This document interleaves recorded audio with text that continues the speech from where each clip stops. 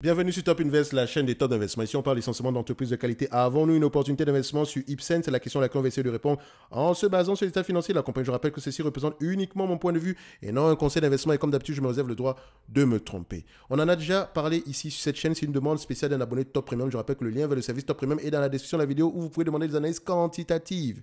D'accord? Donc, on va en parler à la fin de la vidéo. Maintenant, Ipsen, on en a parlé. Pharmaceutique, vous savez quel type de questions vous allez avoir tendance à poser. Ok, vous savez exactement ce que vous devez poser comme question. D'accord? Les brevets, etc. et tout le reste. Donc, quand on va l'évaluer ici aujourd'hui, vous constatez quoi? La plupart des pharma s'échangent ici à des prix assez intéressants. Ipsen ici a été un prix totalement... Voilà, c'était magnifique en 2020.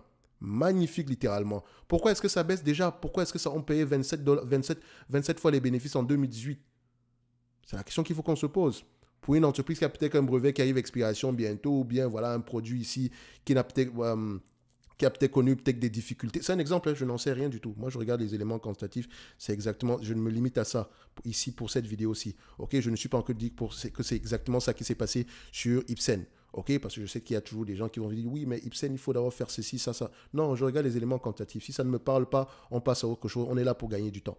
Ok, grosse margin, etc. Ici, vous constatez quoi? Les grosses margins augmentent 83%, c'est magnifique. Mais maintenant, le produit qu'on vend, est-ce que ce produit-là, quelle est la taille, quelle est la durée des brevets?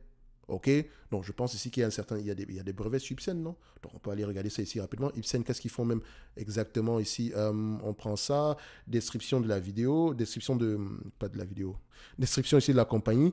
Donc Ipsen operate in biopharmaceutical company in worldwide. The company provide drug in the area of oncology, neuroscience and rare disease. Ok, vendeur de médicaments, c'est parfait. Donc vendeur de médicaments, ce qui veut dire ici que on aura tendance ici à avoir sur nous l'épée de Damoclès concernant ici la fin des brevets. Ok, donc on ne va pas avoir tendance à s'échanger à des niveaux de PER très très élevés. Donc également, on va avoir tendance à gagner beaucoup d'argent. Cet argent-là, qu'est-ce qu'on va faire avec? Soit on va faire des acquisitions, soit investir dans la recherche et développement. Ce qui veut dire qu'en date d'aujourd'hui, c'est un business. Est-ce que c'est un business assez prévisible? Oui, les analystes ont tendance à faire de bonnes prévisions sur ce business et on s'attend à peu près à 10 euros d'ici 2025. Ok. 10 euros d'ici 2025, parfait, c'est intéressant. Donc, ce qui veut dire qu'en date d'aujourd'hui, si les bénéfices nets de 2025 se réalisent, on aura à peu près aux alentours ici de... Voilà, on aura à peu près aux alentours ici de 152 euros l'action. Donc, ça semble être intéressant.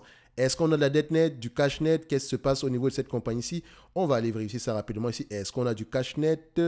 On vérifie dette nette ou du cash net. On voit ici qu'on a à peu près une légère dette nette aux alentours de 268 millions. 268 millions, pourquoi je dis que c'est une légère dette nette ici? Parce que si on compare avec les net income, est-ce que c'est une entreprise ici? C'est une entreprise qui gagne beaucoup d'argent. Donc, elle peut repayer la dette nette ici en moins d'un an. OK? Donc, ça semble être sous-évalué quantitativement. Mais maintenant, c'est l'heure de faire le travail qualitatif.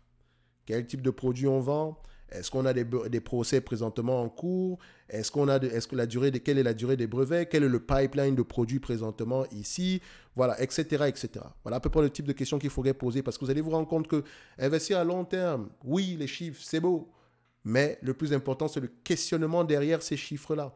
C'est ça qui nous permet de tenir en période difficile. OK? Quand quelqu'un va regarder ça ici, il dit oui, mais le prix baisse depuis plusieurs années déjà. Pose-toi la question, est-ce que ça valait ce prix-là? Pour le type d'industrie dans laquelle on opère présentement. D'accord? So, il faut faire attention. Au prix actuel, ça semble être intéressant. D'accord? Au prix actuel, il y a 15 fois des bénéfices, même voilà, c'est toujours correct à la fin de la journée. Parce que ça représente à peu près un rendement de près de 6 ou 5,88%, je ne me rappelle pas bien. Mais voilà, ça semble assez correct. Donc, ça veut dire que si l'entreprise vous reverse la totalité des bénéfices nets par rapport au prix actuel, à peu près à 120 euros par an, on a à peu près un rendement de 8%. Le fameux 8% qu'on recherche généralement. Ça peut être intéressant. Le dividende en lui-même, ils ont les moyens de le payer. En termes de free cash flow, ça se voit. OK? Donc, maintenant, sur Ipsen, vous savez exactement ce que vous devez faire. Si la compagnie vous intéresse, ce n'est plus le moment de regarder les éléments quantitatifs, c'est le moment de regarder les éléments qualitatifs. OK? Les éléments qualitatifs uniquement. OK? So, on n'a pas encore fait la formation concernant ici les healthcare / pharmaceutique, d'accord? Parce que chaque segment d'activité, chaque secteur d'activité, on va avoir tendance à le brosser. Quels sont les drivers de la croissance, d'accord? Quelles sont les questions à poser quand on arrive sur une compagnie pharmaceutique ici? Quels sont les éléments quantitatifs à aller regarder, ok? Parce que chaque industrie est différente. C'est très important. Comme on ne va pas aller regarder une compagnie pétrolière et poser ici, regarder à peu près le same store sale, par exemple. On ne va pas aller regarder ici un fournisseur ici Internet et aller regarder ici le rendement des taux les net interest income, par exemple, quelque chose qu'on va regarder sur les banques. On ne va pas aller acheter une compagnie d'assurance vie ici et ne pas vérifier le book value. On ne va pas aller investir sur une compagnie, par exemple, ici, qui fait dans le property and qui fait ici dans le managed care, dans comment on appelle ça, l'assurance santé ici, et aller regarder et accorder beaucoup d'importance ici au book value. Ce n'est peut-être pas la même chose. Ce sont des compagnies d'assurance qui ne se comportent pas de la même façon que les compagnies dans l'assurance dommage. OK? Donc, une compagnie d'assurance automobile ne va pas se comporter, ne va pas s'analyser de la même façon qu'une compagnie dans l'assurance santé. D'accord? Pourtant, c'est assurance. Un broker ne va pas dans les compagnies d'assurance. Un broker dans le secteur des assurances, il ne va pas s'analyser de la même façon qu'une compagnie d'assurance lambda. OK? Donc, vous allez commencer à dire que oui, mais c'est compliqué. Pourquoi toutes les compagnies ne s'analysent pas de la même façon? Mais c'est comme ça. C'est tout simplement comme ça. Ça demande une certaine connaissance du secteur d'activité, de l'industrie. OK? Donc, par exemple, dans la top newsletter qui est gratuite, je partage généralement des analyses sectorielles. Vous pensez qu'on va prendre ça où? C'est la lecture des rapports financiers sur les différentes compagnies. Il faut connaître à peu près l'état de l'industrie dans laquelle vous voulez investir en date d'aujourd'hui. Par exemple, beaucoup de gens parlent du secteur média, mais ce secteur-là est en difficulté. Ça ne veut pas dire qu'il va mourir. Quelles sont les questions à poser quand on veut investir sur ce secteur d'activité? Si je veux investir sur Netflix ou Disney ou je ne sais pas quoi. Aujourd'hui, tout le monde est surpris. Pourquoi est-ce que Disney baisse? Vous vous rappelez, à une époque, on accordait beaucoup d'importance au nombre d'utilisateurs sur Disney. Ce n'est pas ça qui est important.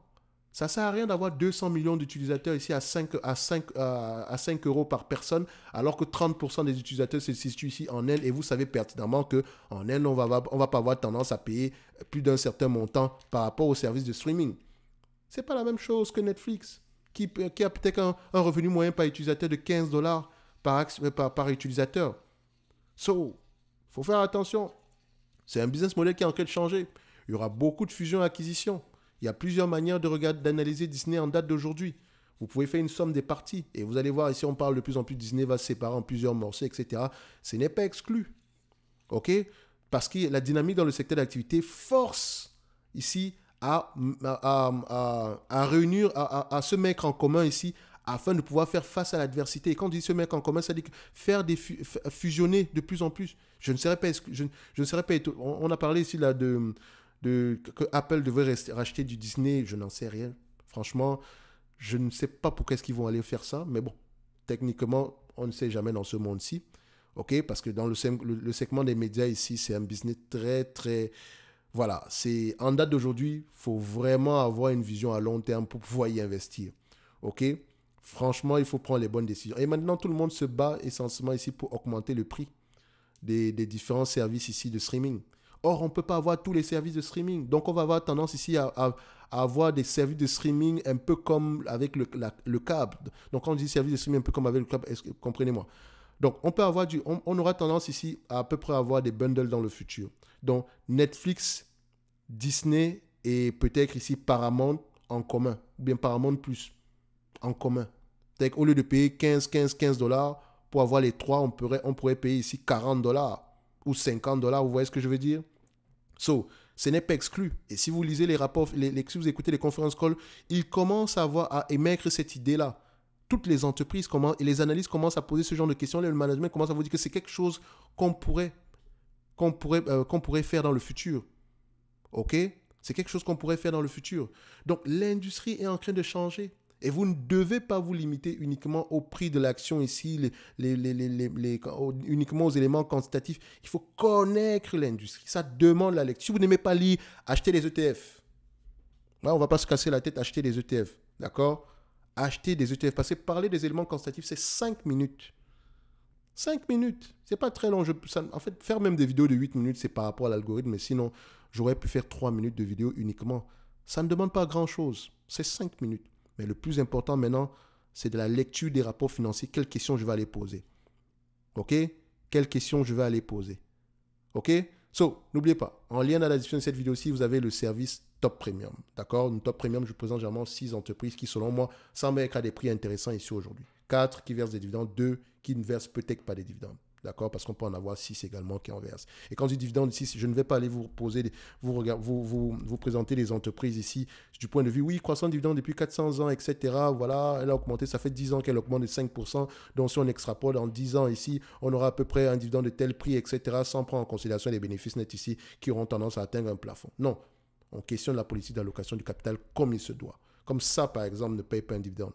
Ça ne devrait pas le faire. Qu'importe ce que vous voulez raconter ici, ça ne paye pas de dividendes, ça ne devrait pas le faire. OK? Tout simplement parce que ici, si on paye les dividendes ici sans free cash flow, ça veut dire qu'on s'endette ou on émet de nouvelles actions. C'est l'un ou l'autre, ou à peu près les deux en même temps. OK? So, Ipsen, intéressant quantitativement, mais maintenant, c'est le moment d'aller poser les bonnes questions dans les rapports financiers, s'il vous plaît. OK? Donc, oui, je me répète, mais c'est comme ça qu'on investit à long terme. D'accord? Posez les questions ici. Regardez à peu près ceux qui ont du succès à long terme. Pas moi, d'accord? Pas un YouTuber lambda. OK? Allez-y, regardez les gestionnaires de fonds qui ont du succès. Pas ceux qui perdent 90% ici des opérateurs de marché, perdent de l'argent en bourse, etc. Ceux qui gagnent font quoi? Qu'est-ce qu'ils font d'exceptionnel? Vous allez voir qu'ils passent des heures à poser les bonnes questions. D'accord? Donc, celui qui vous dit ici qu'il va vous apprendre, il va vous apprendre à passer 15 minutes uniquement par mois sur vos investissements alors que vous faites du stock picking, il est en train de vous mentir. Ça n'existe pas. Ça n'existe pas du tout. OK? Ça n'existe pas. Il faut faire le travail nécessaire. Alors, pourquoi est-ce qu'on va se casser la tête à vouloir faire du stock picking si on ne veut pas bien le faire? OK? Donc, Ipsen, quantitativement intéressant, mais maintenant, c'est le moment de lire les rapports financiers. Oui, mais pourquoi tu ne fais pas ça pour nous? Parce que Ipsen, c'est mon temps, quand même. C'est mon temps. Pourquoi je vais aller lire les rapports financiers sur Ipsen? Je regarde les éléments quantitatifs, c'est déjà bien assez. D'accord? Maintenant, c'est à vous de faire le travail. Vous ne savez pas lire les rapports financiers? Quelles questions à poser? Rejoignez-nous dans le Top Premium. C'est tout. Et on se donne rendez-vous sur la prochaine vidéo. Et d'ici là, portez-vous bien. Un like, un abonnement, ça fait toujours plaisir. Merci.